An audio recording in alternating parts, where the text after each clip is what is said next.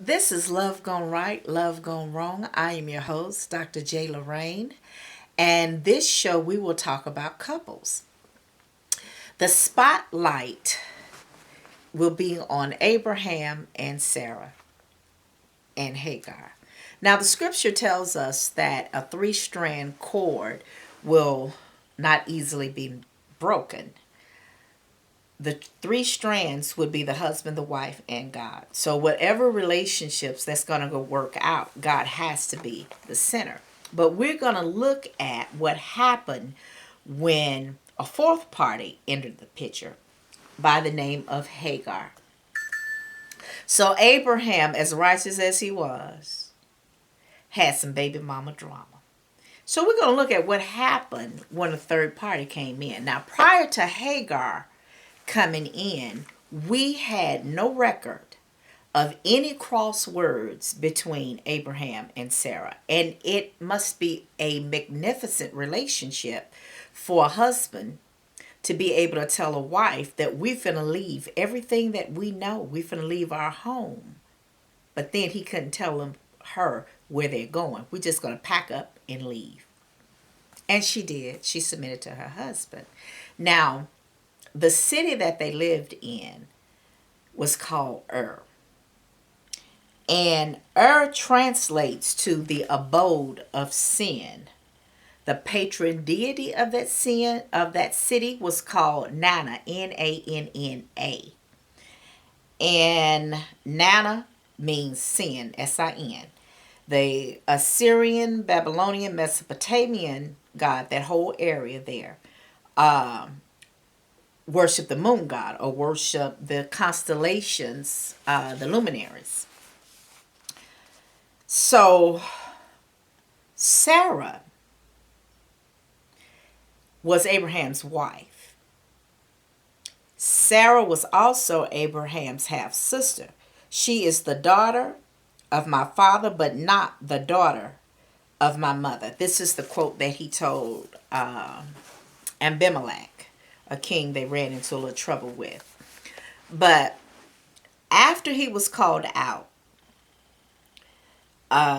this is the second place, Haran. First, Terah took the whole family and they moved to Canaan. And then after that, God told him to leave all of his family to a place that he will show him. So Haran is a place of drought. That's what Haran means, drought. So in the King James Version, it tells us that there was famine in the land in Haran, and Abraham took his family, his wife, and his nephew Lot, and all that he had gotten in Haran, and left.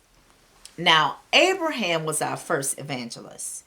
He went about evangelizing the one true and living God.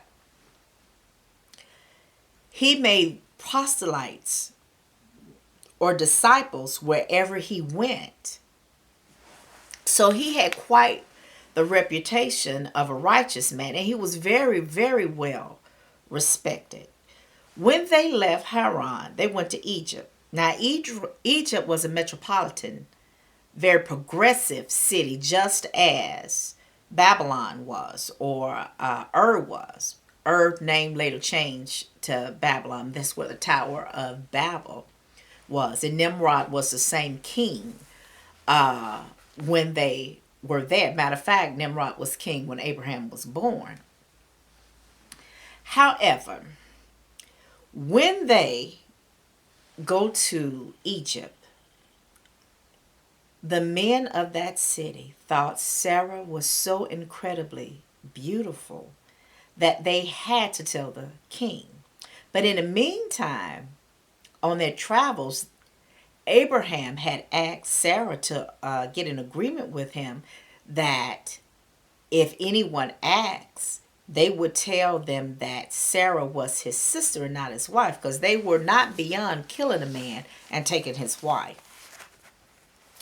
So when the Pharaoh found out that this magnificent beauty was in his providence, he had to have her. He sent for her, and he thought that she was absolutely beautiful. Well, you all know the story. You can read the story starting in Genesis 12. You'll get the story of Abraham and Sarah. They will go from chapter 12 all the way to chapter 24 when Abraham sends his servant Eliezer to look for a wife for his son Isaac, the promised seed.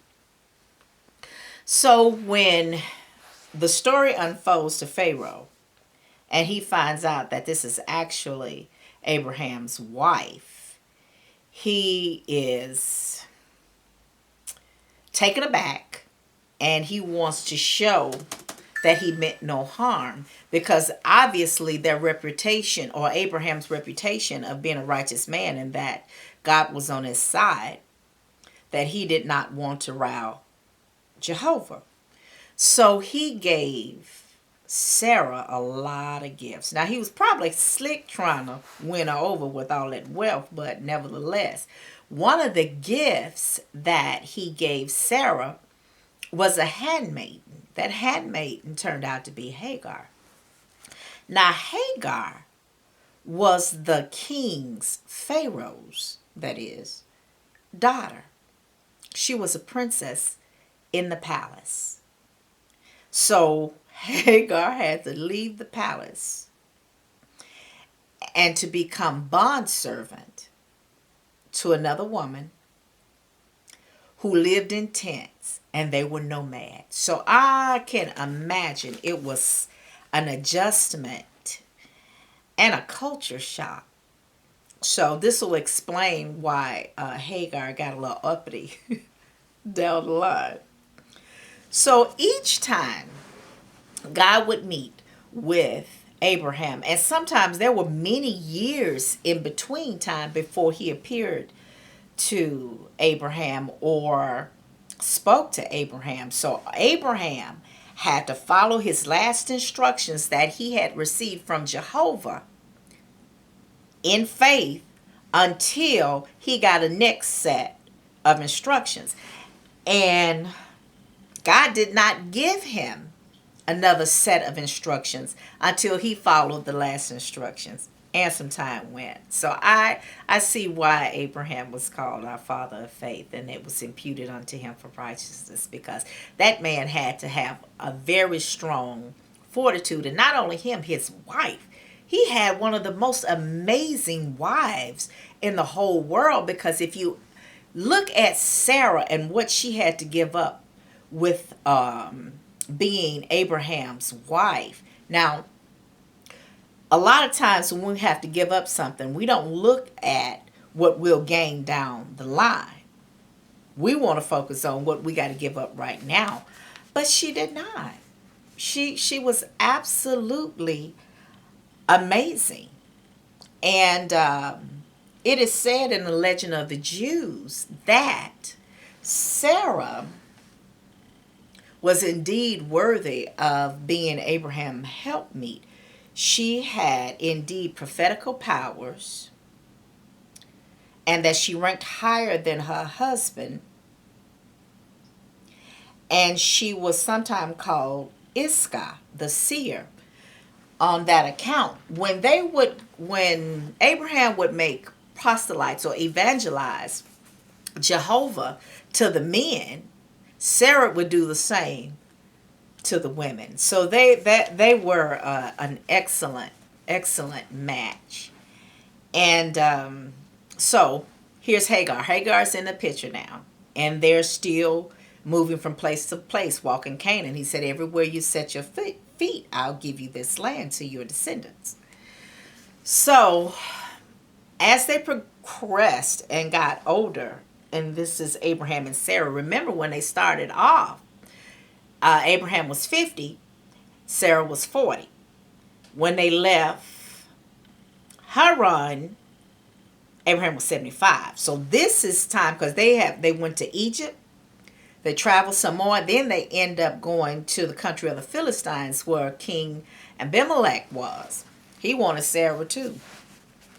So they gained wealth from that incident, and it wasn't, it was quite an incident where this man wanted Sarah. Now, I imagine Hagar may have been quite a bit younger than Sarah, but Sarah must have been such a beauty that men saw her and wanted her. But nevertheless, because they were barren, she went to Abraham and they had a discussion about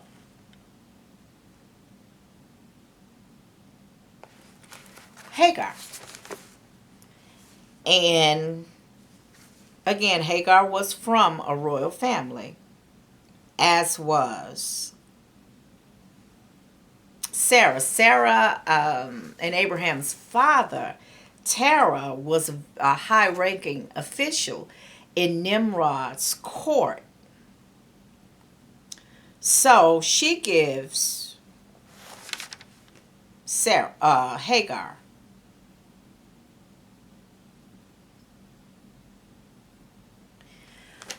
to Abraham. At this point, they had freed her from being bondwoman so she would be able to marry Abraham. She actually became Abraham's wife as well. And not soon after that, she was with child. When she got pregnant, she started to cut a fool with Sarah. She got a little uppity. Remember, she was, her father was a king. And when people would come to visit Sarah, she would encourage them to come to her tent. And when they got there, she would talk about Sarah.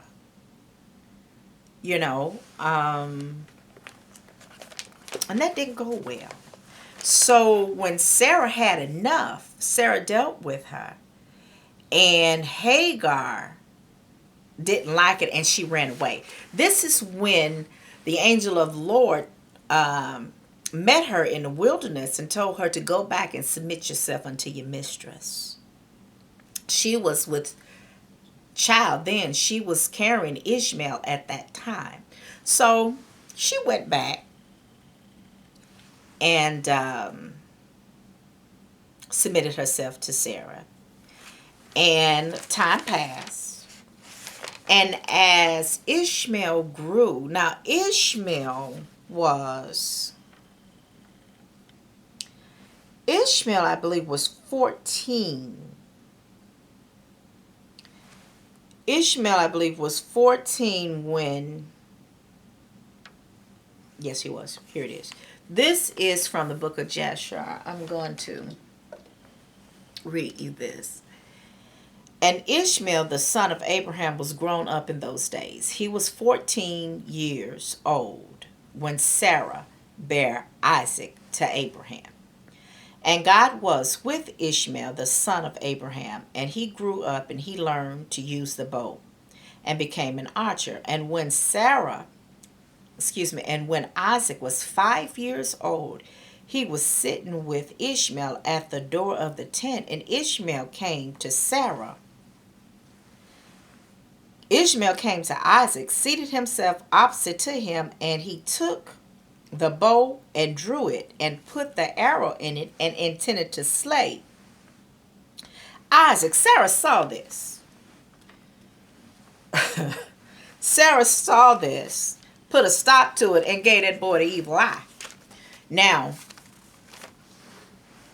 in the story that we have in the Old Testament, I always wondered why she was carrying Ishmael when they got put out. I'm going ahead. I'll go back.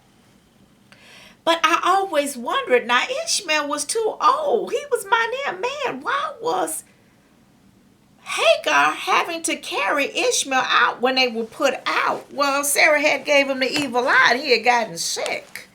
So he was not strong enough to walk on his own vocation. His mother had to help him. But now let's go back to the conversation.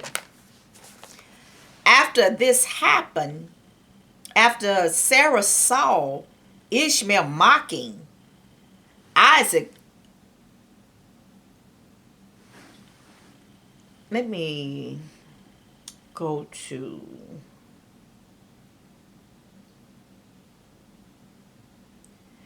I want to go here. When Sarah saw Ishmael mocking or playing like he's getting ready to slay Isaac. Isaac 5 years old. He a baby. He was too old to be playing with him like that anyway.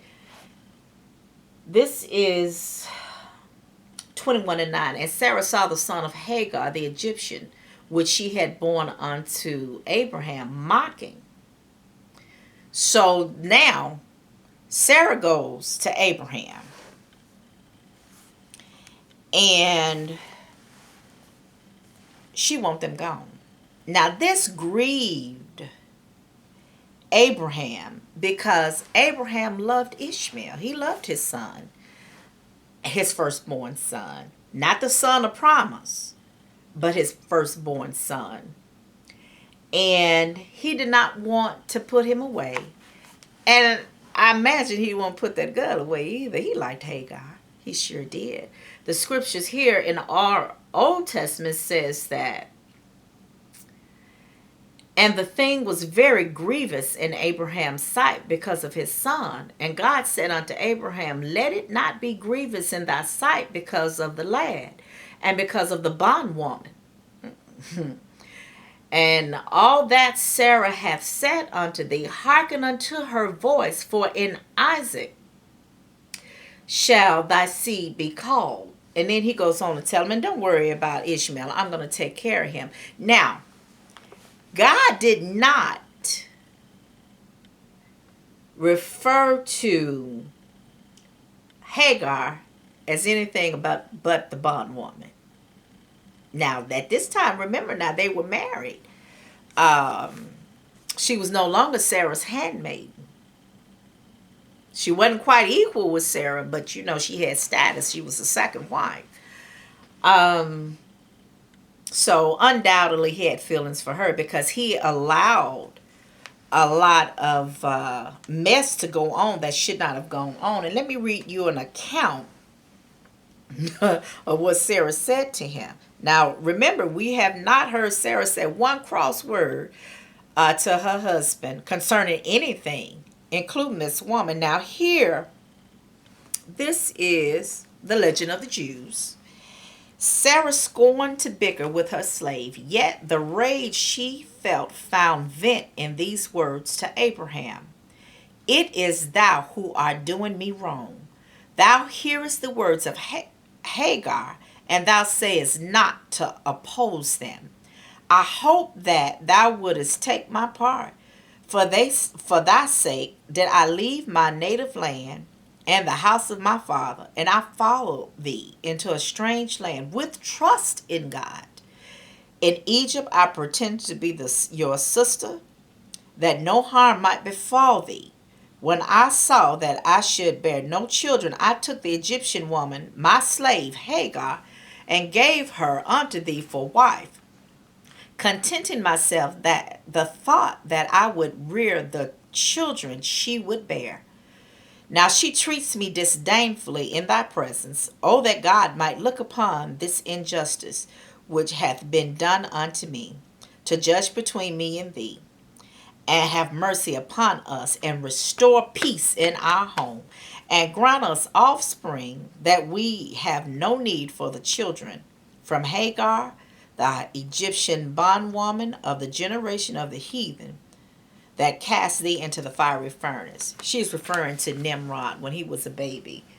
It was prophesied that a great man would come up, and Nimrod wanted him dead, but Terah hid him, later to turn him in as an adult because of dispute. Well, anyway, Sarah took a lot from Hagar until she saw that Ishmael was mocking her 5-year-old baby that she had waited for all this time and a nomad traveling in tents from place to place and left everything she knew waiting on this baby, hoping for this baby. And then here come Ishmael, this joker all too old to be playing with him anyway, gonna shoot a missile at him, a bow and arrow. She said, I done had enough and you gonna do something about it. And I know I'm in the right. And guess what? God agreed with her.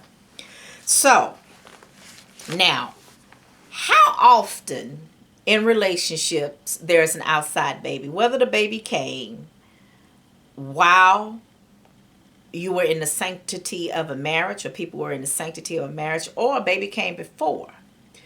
Usually the woman, the other woman, not the wife, wants to exert her importance or her power over that couple and cause all kind of undue disrest, and tearing up the peace in the household, because the man is just letting it go on. He's not dealing with it forcefully. So this is the part that went wrong in the relationship. But even the way Sarah handled it, she said, you're going to do right by me. And God got in agreement with Sarah. So take what you will from that. If you are going to be blessed and there are outside babies, your wife is going to need to be first. I didn't intend on going there, but I went there. So, love gone right, love gone wrong. The right in this situation was Sarah submitted herself to her husband. She was an excellent wife. I have not read a story to this day or saw a couple in my lifespan that could rate the way Sarah and Abraham, they loved and respected one another. They loved and respected God. And they got in agreement. The power of agreement is so strong that when two people touch and agree on a thing, there is nothing that they cannot accomplish. There is nothing that they cannot do. It's a blessed thing to be married and be in a relationship where two people can get in agreement. And when two people are in agreement, God will bless whatever that thing is that they are asking him for. And we see it here in Sarah and Abraham. And we see a couple of great faith. 50 years, you got a promise and you had to wait till God delivered that promise until that thing manifested. How many of us could sustain our faith and not murmur against God or complain against God about his promises? Oh my God, this is an amazing, amazing couple and an amazing example. But let me tell you this before I go. I'm going to wind this up. Ishmael, of course, Abraham still loved Ishmael because he had to send him away. He never forgot about his son and he wanted to go and visit Ishmael. So he conferred with Sarah about it and he went to see Ishmael. So he found Ishmael. Ishmael lived in the wilderness as well. He and his family, they did not go back to Egypt. They stayed in the wilderness. So he kind of took on the characteristics of his father in that area. Well, he went by Ishmael's tent. Ishmael was out hunting. And Ishmael's wife was there. Now, Abraham, as you know, was very big on hospitality. Jehovah is very big on hospitality. So when a stranger would come past Abraham's tent, Abraham had his tent set up where he had a door, north, south, east, and west. And he would wait and watch for travelers to come by so he could feed them or put on a feast for them. Wash their feet. He would feed them, wash their feet, show them hospitality beyond measure. Then he would talk to them about Jehovah and he would make proselytes. But that was his whole thing in life, was to tell everybody that there was one true and living God.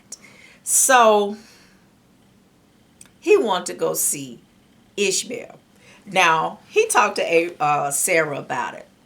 And Sarah was in agreement with him and told him, you better not get off that camel.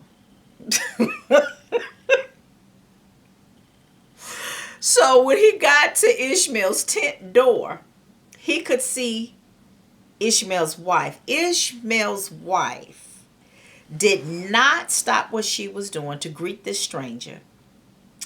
She did not offer him any bread. She did not offer to wash his feet. She cursed Ishmael and Ishmael's children. So Abraham said, when your husband come back, tell him that an old man from the east came to see him, and tell Ishmael that I said to put away that tent peg. So when Ishmael got home and his wife told him that a stranger had come and described him, told him what he looked like, Ishmael knew that that was his father.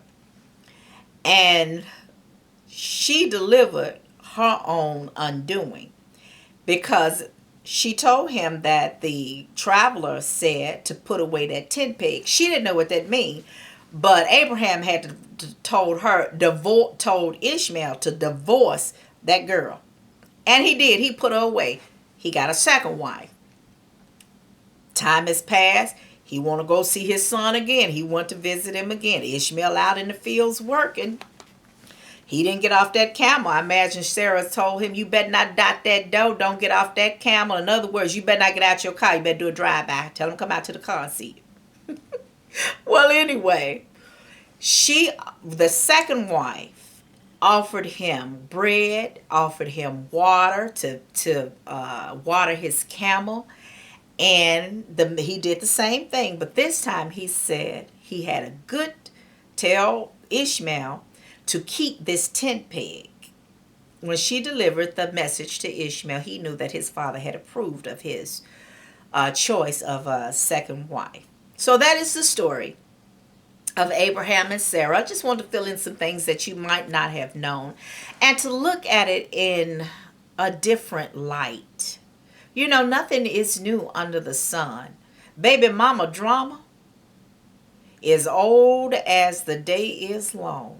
But they worked it out, and they worked it out through Jehovah. Peace and blessings.